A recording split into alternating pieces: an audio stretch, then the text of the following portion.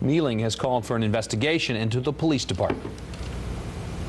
A Fulton County judge has ordered the city of Atlanta to turn over all of its airport concessions bid documents to unsuccessful bidders, and the judge is giving those bidders more time to file a protest. 4 bidders have filed lawsuits claiming the city deprived them of bid documents needed to file a protest.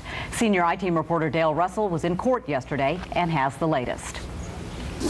It really is outrageous that the city is here today with a legion of lawyers sitting at the table and behind them in the row fighting an open records request. Lawyers for 4 unsuccessful airport bidders wanted a Fulton County judge to order the city to turn over all its bid documents and push back the deadline for a protest. But the public has a need to make sure that the best vendors are in place at the airport. The lawsuits follow a long and controversial bid process that will determine what you eat, drink, and buy when you pass through Hartsfield-Jackson International Airport, including the brand new international terminal. Let me talk to you a couple of seconds before you get in. Earlier, the I-Team told you how Mayor Reed's own campaign co-chairman, Daniel Halpern, and fundraisers Mac Wilburn and Terry Harps and campaign contributor Wasim Hoji were all big winners, picking up, counting joint ventures between them, nearly 40% of all available food and beverage spaces. Between the 4 big winners, there were also large supporters of the mayor.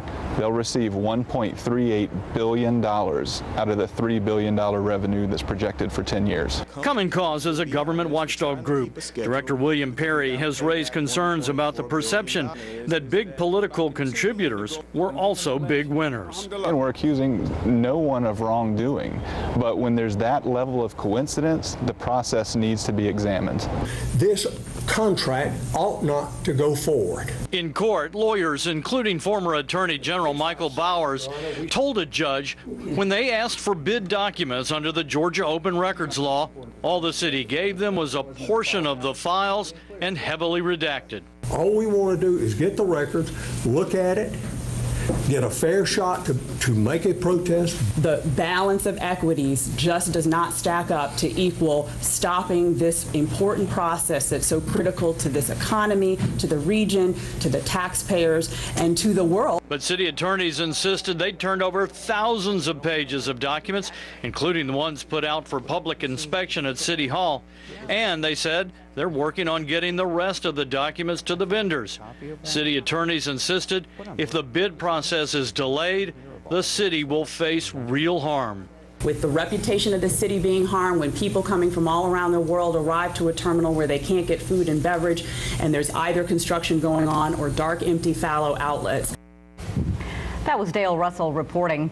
Judge Russell told the city that it had 10 days to turn over all of the bid documents to the vendors. She said that vendors then had 10 days to examine the documents and decide whether to appeal. Contracts have been awarded by City Council and signed off on by Mayor Reed.